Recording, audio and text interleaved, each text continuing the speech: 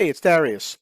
And much effort and energy go into each I-75 video, but it's all worth it when you pass the CPA exam and notice the I-75 difference. And if you follow my channel, you know that I didn't release a lot of videos this year, and that's because I was busy working on all the new material for the 2024 CPA exams. And I'm thrilled to announce that after almost a year of hard work, I've completed BAR, ISC, and TCP, which makes it easier for you to pass whichever of these three exams you decide to take in 2024. Now, if you pass BEC already, you're in good position for 2024, but the last day to take BEC is December 15th, 2023. If you're still not sure, think of it this way. If you like writing, take BEC in 2023. If you don't like writing, wait till 2024 and take one of the three new exams. Because if you don't pass BEC in 2023, you choose from one of the three new CPA discipline exams starting in January of 2024. And since all three new CPA disciplines are now available at i75cpareview.com, let's talk a little about what you can expect from each. And the first thing I want you to know about the ISC exam is that it's 60% multiple choice and only 40% simulation. And if you've been to the website recently, you know that I-75 is the first course to have the 2024 CPA Evolution exams all ready to go. ISC, TCP, and BAR are all now available from I-75. So you click here, and it takes you down to where you can choose ISC only, BAR only, TCP only, or the Evolution Special that we have going on, all parts for 36 months, and that includes, of course, FAR, Reg, and Audit. In this video, we're going to look at the ISC exam, so we'll click the blue bar right here. And the ISC exam is Information Systems and Controls. Let's take a closer look at what's in it. Chapter 1's on data management, which includes databases and SQL. And a question on databases might look something like this. In a SQL query, if the goal is to select more than one column, all the column names that we want to select should be separated by A semicolon, B star, C comma, or D colon. So if you're interested in databases and SQL, you might want to choose the ISC as your discipline. The answer to the question happens to be comma. Choice C is correct, and this is an actual question from I-75 ISC. Not only are there many multiple choice questions in each I-75 video that we go through together, but also within each chapter of I-75 ISC are multiple choice tests for you to take and practice. Here's one of the several multiple choice tests in Chapter 1 of I-75 ISC, and this test will contain questions on data storage, data lifecycle, and databases. The next multiple choice test in Chapter 1 of I-75 ISC contains questions on database SQL. And then at the very end of Chapter 1, there'll be a multiple choice test on all of data management, all of Chapter 1. And you'll want to take that test before you go on to Chapter 2. Chapter 2 of I-75 ISC is on Information Systems and IT Infrastructure, where the exam is likely to ask you a question like this. Which of the following is not a major type of cloud computing usage? A, Platform as a Service and Software as a Service. B, Infrastructure as a Service and Platform as a Service. C, Hardware as a Service and System as a Service. D, Software as a Service and Infrastructure as a Service. And the answer is C. The major types of cloud computing usage happen to be Platform as a Service, Infrastructure as a Service, and Software as a Service, whereas Hardware as a Service and System as a Service, they're not a major type of cloud computing usage. So if you like cloud computing, ISC might be for you. And of course, this question is also part of the I-75 ISC course.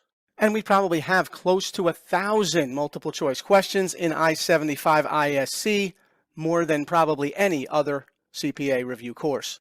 Chapter 3 of I-75 ISC is on Enterprise and Accounting Information Systems, where you might see a question like this. In data mining, the ability to view a single data element in multiple dimensions is known as A, data warehousing, B, slicing and dicing, C, drilling down, or D, all of these. And the answer is B. In data mining, the ability to view a single data element in multiple dimensions is known as slicing and dicing. And if you're interested in data mining, you should consider the ISC as a discipline. And of course, this question is right out of the I-75 ISC course. The best part about ISC this year is that the questions are at the skill level of the lowest level, the remembering and understanding level. Look how many different topics are tested at the lowest level, remembering and understanding. And that seems to be the theme in every chapter of ISC, according to the AICPA blueprint. So even if you're not a tech junkie, you might consider ISC, especially in 2024, before they start to maybe make the exam a little tougher. Chapter 4 of I-75 ISC is on system availability, where you could see a question on disaster recovery. After a fire, Juniper Corp relocated to a site already stocked with computer hardware similar to the original site, but had to wait several hours for copies of backed up data to arrive. What type of facility is being described? Is that a hot, warm, mirrored, or cold site? And the answer is B, warm site. Warm sites are off-site locations with similar computer hardware but no files. The backup data files to recover will be delivered as needed, more costly than a cold site, and not as readily equipped as a hot site or mirrored site. So if you're interested in system availability and recovery, you might want to consider ISC as your discipline. Chapter 5 of I-75 ISC is on change management. And a question on change management could look like this. In a change management process, which of the following describes conversion? A, creating detailed information about the changes and how they were implemented. B, implementing approved changes in the production environment. C, process of thoroughly evaluating changes to ensure that they do not negatively impact the functionality or performance of a product or service. D, all of these. And the answer is B, conversion and change management is implementing approved changes in the production or what's called the live environment.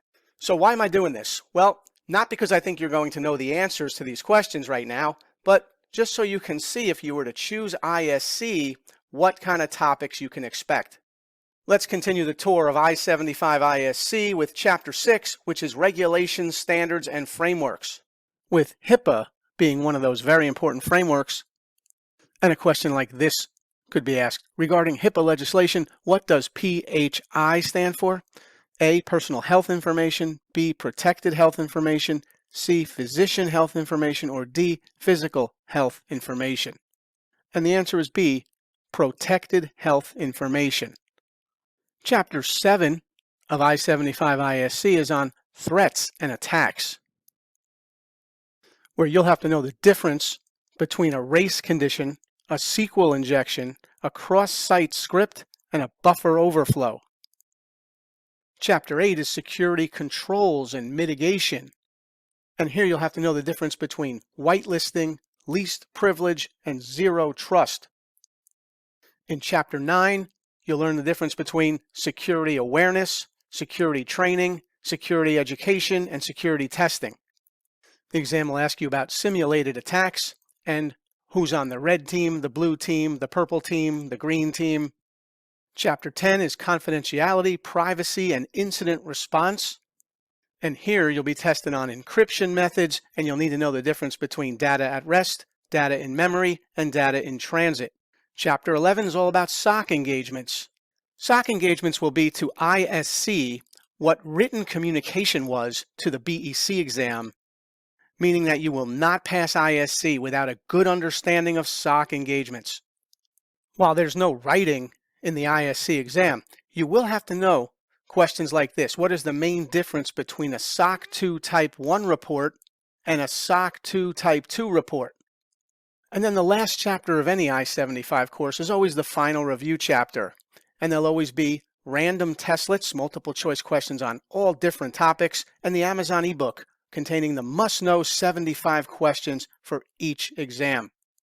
So not only does every chapter have its own multiple choice tests for you to quiz yourself on how well you understood each video, but in addition to the multiple choice chapter tests, there's also these final review testlets, and they contain random, scrambled questions from all the different chapters. And you've been staring at the price the whole time, $129 per month. Keep in mind that in January, that price is going to go up to $139. But if you start now, anytime in 2023, and subscribe to I-75 ISC, then you will be locked in at the $129 price, and the price increase won't impact you at all. Hopefully by now, you got a feel for whether the ISC exam is for you. Get yourself on I-75 with me, Darius Clark, because the right teacher makes all the difference. And let me know in the comments section if you found this video helpful, and if you would like a video similar to this, where I take you through TCP and then bar